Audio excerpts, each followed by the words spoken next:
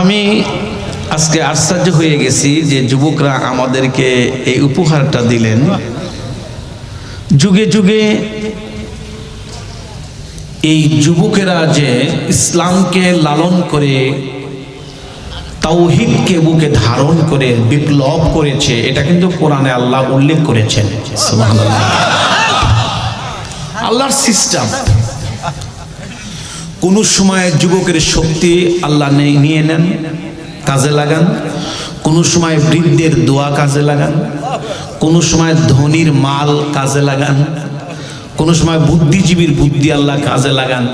আল্লাহ পাক যাকে পছন্দ করেন এক একভাবে তাদেরকে দিনের জন্য আল্লাহ কবুল করেন।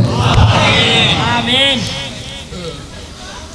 অতীতে দেখেন দিন বিজয় হয়েছে, যুবকের রক্ত, বৃদ্ধের দোয়া, ধনীর মাল। সুবহানাল্লাহ। এখানে কিন্তু তিনটি জিনিসই ব্যয় হয়েছে। যুবকের শক্তি, আলহামদুলিল্লাহ বলেন, এলাকাবাসী বৃদ্ধদের দোয়া এবং এখানে ধনীদের কিছু মাল, তিনটি বিষয় কিন্তু যোগ হয়েছে, যার কারণে আজকে এই জায়গায় হেদায়েতের নূর চমকাইতেছে। সুবহানাল্লাহ।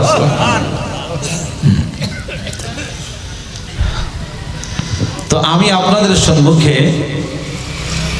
যুগে যুগে যে যুবকদেরকে আল্লাহ পাক যুবকদেরকে যে তাওহীদ এবং একত্ববাদ আল্লাহ প্রসার করেছেন যুবকদের মাধ্যমে, সূরাতুল কাহাফের দিকে যদি নজর করি তা দেখা যায়। সুবহানাল্লাহ। রব বলেন, নাহনু নাকুসু আলাইকা নাবাহুম বিল হক ইন্নাহুম ফিতয়াতুন আমানু বিরাব্বিহিম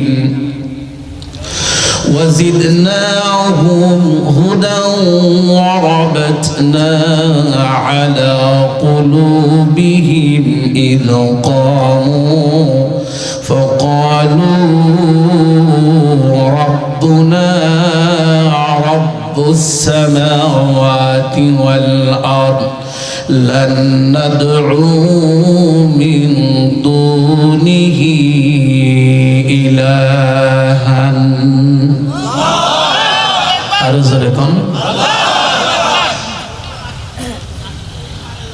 সূরাতুল কাহাফের শানে নজুল আমি বলবো না, ঘটনাও বলা আমার উদ্দেশ্য না। শুরুতে একটি মেসেজ যুবকদেরকে দেওয়া উদ্দেশ্য। আজ থেকে নিয়ে বহু বছর আগে যে ঘটনাটি জানার জন্য মুশরিকীরা আল্লাহর রাসূলকে প্রশ্ন করেছিলেন, উল্লেখযোগ্য তিনটি প্রশ্নের মধ্যে একটা প্রশ্ন হলো, সে কোন যুবকগণ যারা তাওহীদের বাণী উচ্চারণ করতে গিয়ে বিপ্লব করতে গিয়ে তারা আসহাবে কাহাফ গর্তের ভিতরে তারা আটকা পড়েছিলেন, ঘুমিয়ে পড়েছিলেন, তাদের ঘটনাটা কি? সুবহানাল্লাহ।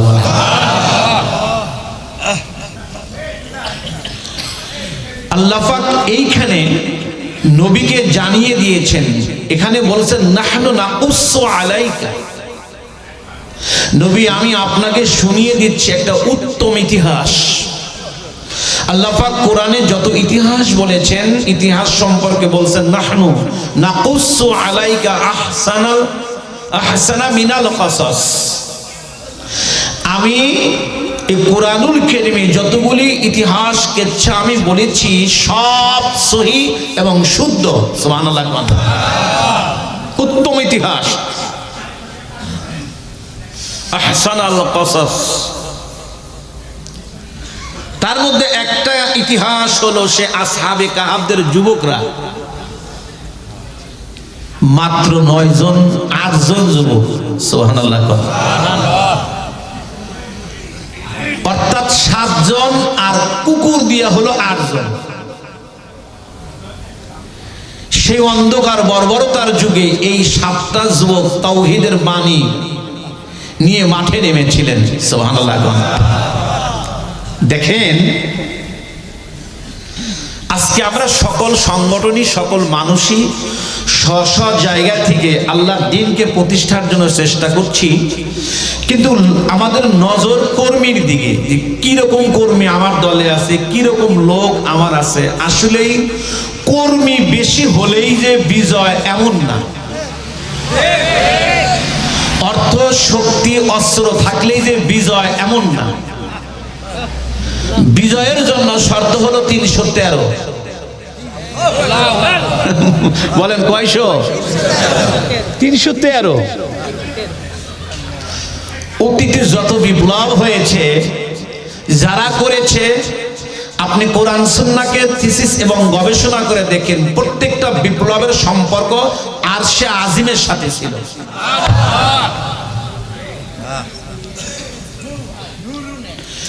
ডাইনে বামে কথা হচ্ছে, তাদেরকে ধরে এনে মাহফিলে বসিয়ে দিন। কোরআনের তাফসীর, বিশেষ করে ডাইনে, এটা রাস্তা হতেই পারে, ডাইনে অনেক যুবকরা গল্প করছেন, কথা বলছেন। আপনাদের প্রতি আমার সুধারণা, আমার কানে যেন কোনো আওয়াজ না আসে, তাহলে কিন্তু লাইটটা কেটে যাবে। এই 7 জন যে যুবক ছিল, এই 7 জন যুবকের নাম যদিও কোরআনে স্পষ্ট নাই, ইতিহাসবিদগণ বলেন। একজন ছিল মাকসালিমিনা, তামলিখা, মারতুস, নাইনুস, কাস্তুস, মিরনুস, জানুস, আর যে কুকুর পাহারাদারে ছিল কিতমির। জাহিলি যুগ বাদশা হলো অত্যাচারী, মূর্তি পূজা করে। আপনারা কি কন? আমরা কি মূর্তি পূজায় বিশ্বাসী? আমরা তাওহীদে বিশ্বাসী। সুবহানাল্লাহ বলেন। আমরা কিসে বিশ্বাসী?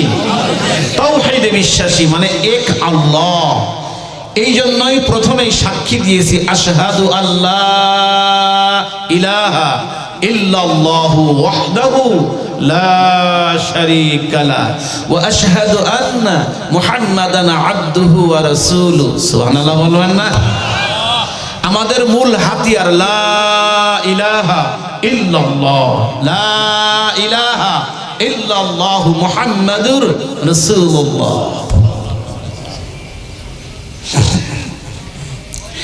এই যুবকরা অত্যাচারী বাদশার বিরুদ্ধে বিপ্লব করলো।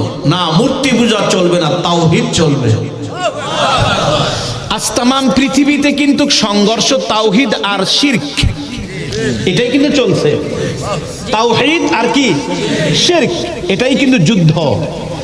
ভবিষ্যতে যে আমরা একটা বড় যুদ্ধের দিকে রওনা দিয়েছি, এটাও কিন্তু এক সময় সংগঠিত হবে। তাওহীদ আর শিরক, এটা ঘটবে সামনে। জাইনে রাখেন, আমাদের সামনে অন্ধকার আর অন্ধকার, কালো দিন ধেয়ে আসতেছে। জাইনে রাখেন, কোনো এক সময় ঘটবে, এটা ভবিষ্যৎবাণী আছে।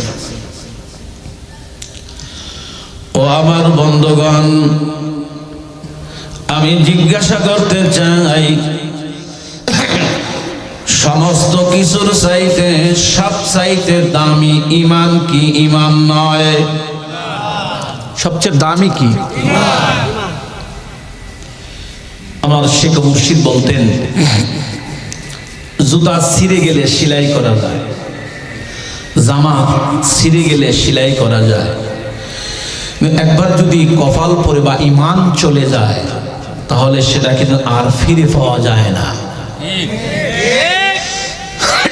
ঈমান সবচেয়ে দামি। এই জন্য ইতিহাস দেখেন, জীবন দিয়েছে তো ঈমান দেয়নি। মুসলমান ঈমান এমন এক দামি জিনিস, মুসলমানের কাছে জীবনের চেয়ে ঈমানের দাম বেশি। কি ভাই কথা বলেন, ঠিক না? 9 জন যুবক বিপ্লব করলো, না আমরা শিরক চাই না, আমরা কি চাই? আমরা তাওহীদ চাই, আমরা ঈমান চাই। রব বলছেন, ওগো রাসূল আমি উত্তমভাবে ইতিহাস শুনাইতেছি। ইন্নাহুম ফিতিয়াতুন, তারা ছিল কিছু নওজোয়ান যুবক। ও যুবক, আজকে যারা করছো, এই তোমাদের জন্য এই কথাটা শুনাইতেছি, এটা আমার ওয়াজের বিষয় না। ওগো রাসূল জানেন তারা কি ছিল? ইন্নাহুম ফিতিয়াতুন, তারা কিছু যুবক ছিল, যুবক, ইয়ং, নওজোয়ান। এই জন্য নওজোয়ান যুবকের ইবাদত আল্লাহর কাছে প্রশংসনীয়। সুবহানাল্লাহ বলেন, সুবহানাল্লাহ বলেন। রাসূল বলেন, আপনি জানেন তাদের দোষ কি ছিল? তাদের দোষ ছিল একটাই, আমানু বিরাব্বিহিম। সুবহানাল্লাহ কোন, তারা ঈমান এনেছিল রবের প্রতি। আমি আল্লাহর প্রতি কি এনেছিল?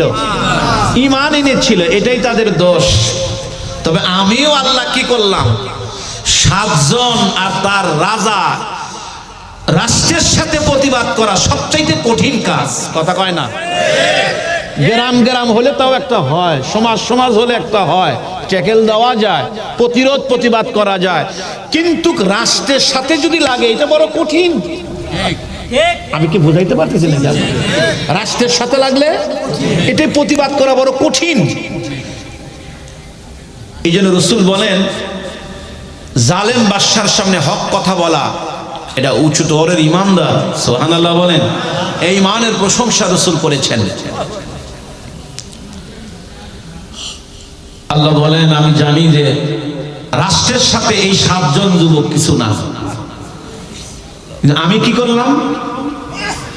আমি আল্লাহ ওয়াজিদনাহুম হুদা, আমি তাদের সিনার মধ্যে হেদায়েতটারও প্রবল করে দিলাম। এটা আল্লাহর তৌফিক ছাড়া কিন্তু সম্ভব না।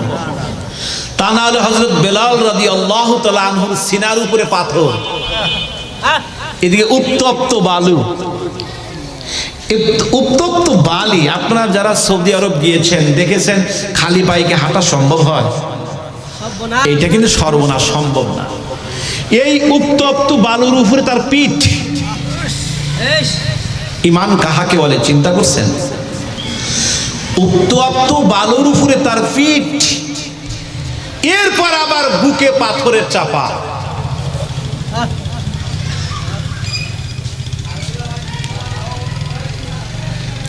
(2018) সালের হজে মদিনার অলি গলি দিয়ে ঘুরছি আর বলছি, ও বেলাল, এমন সময় আসলাম, তুমি কই?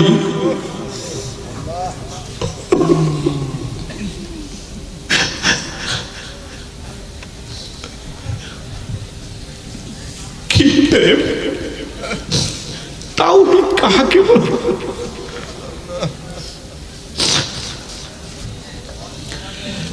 বুকের উপরে পাথর, আর একটা পাথর দিয়ে চাপা মারতেছে। বল ঈমান সার, নিচ থেকে বলে আহাদ আহাদ আহাদ। আরে এই বেলালের জীবন একটি কেন, 1000 জীবনও যদি যায়, এখান থেকে এই ভিতর থেকে তার প্রতি ঈমান কখনো দূর হবে না।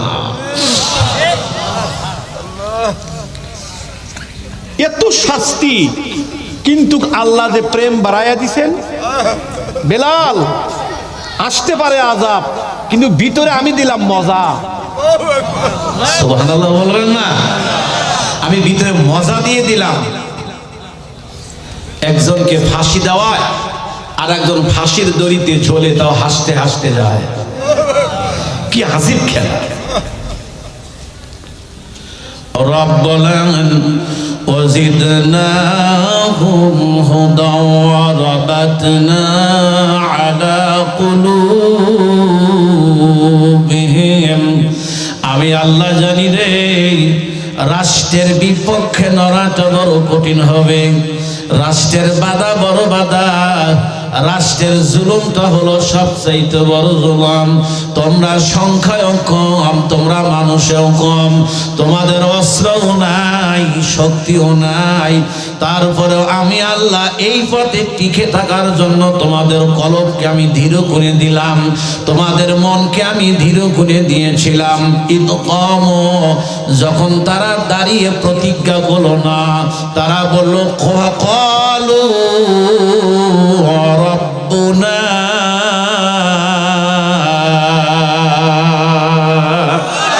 আর জোরে বলে তারা কি বললো? রব্বুনা।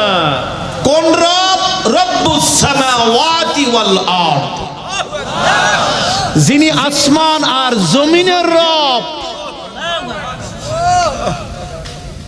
অতএব আমাদের ব্যক্ত কণ্ঠের ঘোষণা, লান নাদউ মিন দুনিহি ইলাহান। সুবহানাল্লাহ কয় না? আমরা ওই এক আল্লাহ ব্যতিরেকে আমরা কাউকে রব হিসেবে মানতে পারবো না। এত জীবন যায় গেল, সুবহানাল্লাহ কয় না? এই 7 জন যুবক বিপ্লব করেছিল। এই জন্য এই গ্রামের যুবকদের প্রথমে কথাটা শোনালাম। আজকে তোমাদের এই আয়োজন বৃথা যায় নাই। ওরা কি মাহফিলে আছে নাকি? আসছো না তোমরা? কারা কারা আয়োজন করছো? ওরা বাইরে থাকবে কেন? ওদেরকেই তোমার দরকার।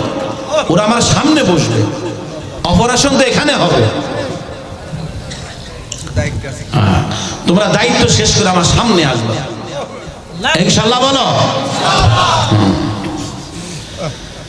মাশাআল্লাহ। এটা শুধু আমি একটু বললাম আর কি আপনাদের। আলোচ্য বিষয়, আমি যে বিষয় নিয়ে কথা বলতে চাচ্ছি ব্যতিক্রম একটা আলোচনা।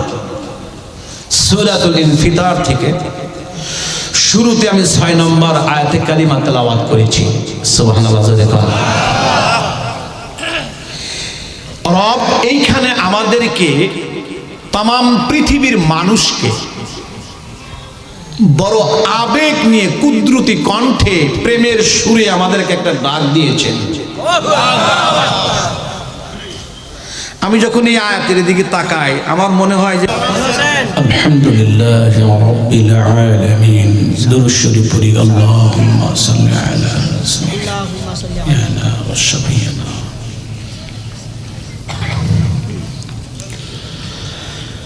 إن الحمد لله الأكرم الذي خلق الإنسان وكرمه وعلمه من البيان ما لم يعلم.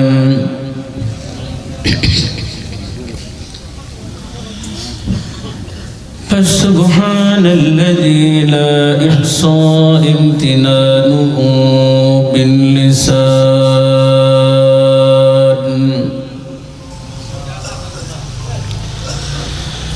امتنانه باللسان ولا بالقلم. ونشهد أن لا إله إلا الله وحده لا شريك له. ونشهد أن محمدًا عبده ورسوله الذي أرسله بالحق بشيرا ونذيرا وداعيا إلى الله بإذنه وسراجا منيرا.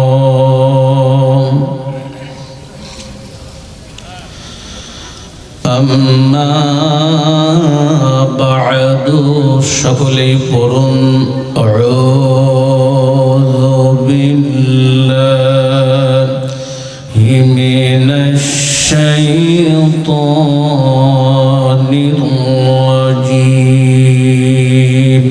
মুহাব্বতে বিসমিল্লাহির রাহমানির রাহিম।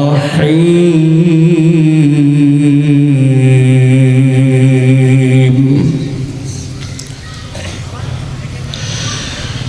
يا أيها الإنسان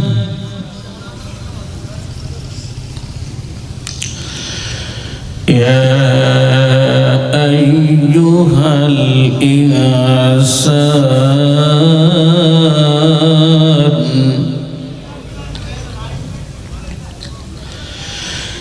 يا أيها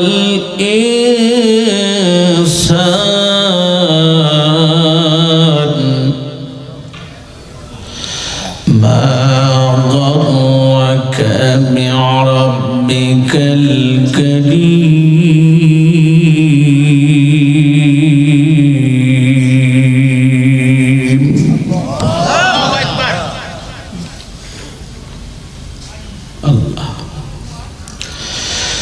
الذي خلقك فسواك فعدلك في أي صورة ما شاء ركبك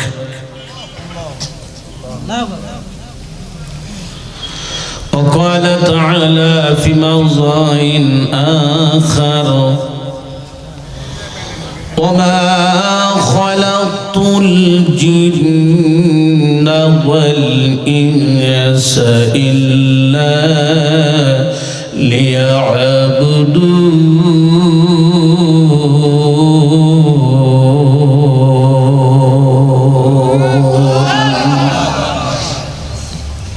آمنت بالله সবাই বলুন সাদাকাল্লাহু মাওলানাল আযীম وقال رسول الله محمد بلون صلى الله عليه وسلم ألا إن في الجسد مضغة إذا صلحت صلح الجسد كله وإذا فسدت فسد الجسد كله ألا وهي القلب محبتي تذكر قرون لا إله إلا الله لا إله إلا الله لا إله إلا الله لا إله إلا الله খুব আন্তরিকতা নিয়ে মহব্বতে সুবহানাল্লাহ আলহামদুলিল্লাহ সুবহান আলহামদুলিল্লাহ লা ইলাহা ইল্লাল্লাহ লা ইলাহা ইল্লাল্লাহ জোরে লা ইলাহা ইল্লাল্লাহ লা ইলাহা ইল্লাল্লাহ জোরে ইল্লাল্লাহু ইল্লাল্লাহ ইল্লাল্লাহু ইল্লাল্লাহ লা ইলাহা ইল্লাল্লাহ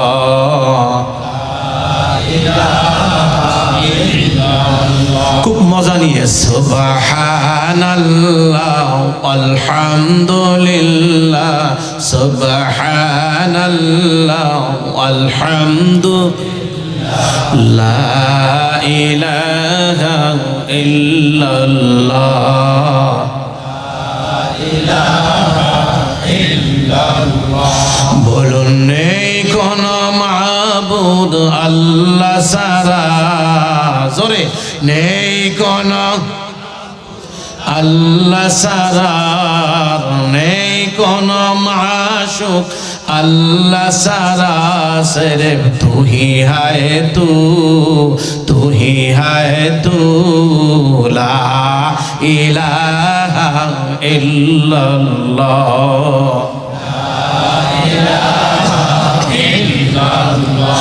जोरे इल्लल्लाहु इल्लल्लाह इल्लल्लाहु इल्लल्लाह ला इलाहा इल्लल्लाह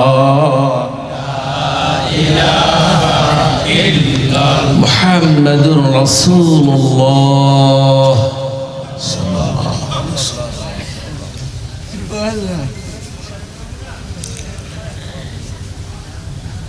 जनाब साहेब सदर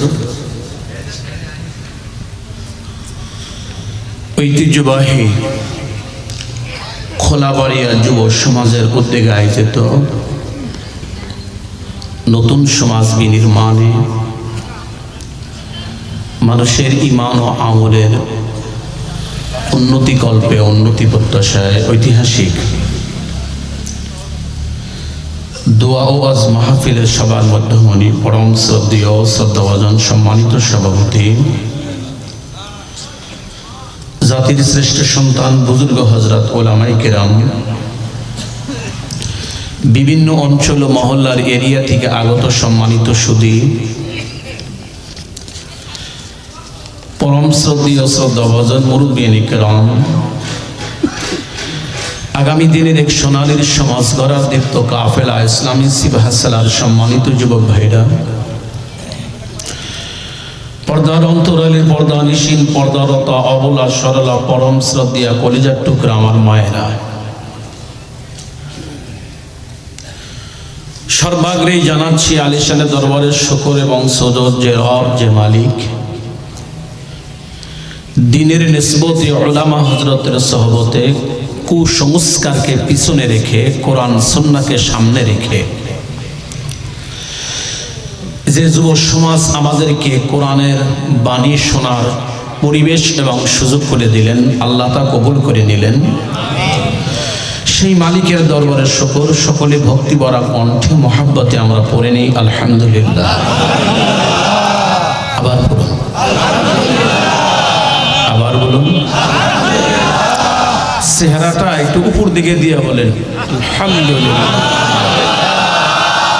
আবার বলেন মাশাআল্লাহ গতকাল এদিক দিয়ে আমি মাহফিলে গিয়েছিলাম এই পাশেই গতকাল মাহফিল ছিল আমার একটি মাদ্রাসায় গ্রামের নামটা ভুলে গেছি সোনাপুর জি জি জি জি এই পাশ দিয়ে গিয়েছি পরিবেশ এবং এলাকায় যা দিয়ে উপর দিয়ে যাওয়ার সময় দিল যেন কেন সাক্ষী দিয়েছে যে মাহফিলটি আল্লাহর দরবারে কবুল হবে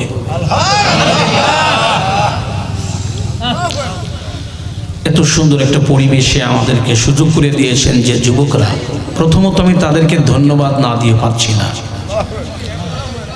তাদের কৃতজ্ঞতা প্রকাশ করছি এবং এলাকাবাসীর কৃতজ্ঞতা প্রকাশ করছি যে যুবকেরা 31st নাইট এই উদযাপন করবে এটা কুসংস্কার তার পরিবর্তে আমাদেরকে কোরআনের তাফসীর শোনার সুযোগ করে দিয়েছেন আমার রাষ্ট্রীয় কোনো ক্ষমতা থাকলে আমি এদেরকে স্বর্ণপদক হাতে তুলে দিতাম যেহেতু নেই সেই হিসাবে আমি দোয়া করছি আল্লাহ যেন এক একটা যুবককে এই জামানার কুতুব এবং আবদাল এবং ওলি হিসাবে আল্লাহ এদেরকে কবুল করে নেন পাশাপাশি আপনাদের সামনে নিয়ে আমি যত সুন্দর পরিবেশ আছে একটু ধীরে ধীরে কোরআন এবং সুন্নাত থেকে আমি আলোচনাগুলা করব শারীরিক একটা সুস্থতাও যে তেমন তা না তো তারপরেও ধীরে ধীরে আমি আস্তে আস্তে কোরআন সুন্নাত থেকে আলোচনা করব ইনশাআল্লাহ আপনাদের শোনার মতো মন মানসিকতা আছে তো ইনশাআল্লাহ তো মোটামুটি আমি যদি 1 ঘন্টা 20 মিনিট এরকম একটু সময় আপনাদেরকে নিয়ে কাটাবার চেষ্টা করি একটু মনোবল আছে সাহস আছে না ইনশাআল্লাহ একটা তাকবীর দেন জোরে করে একজন বলে লিল্লাহি তাকবীর একজন বলেন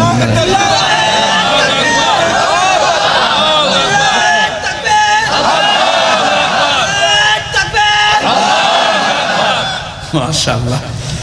আল্লাহ আপনাদেরকে দিনের মুজাহিদ হিসাবে কবুল করেন।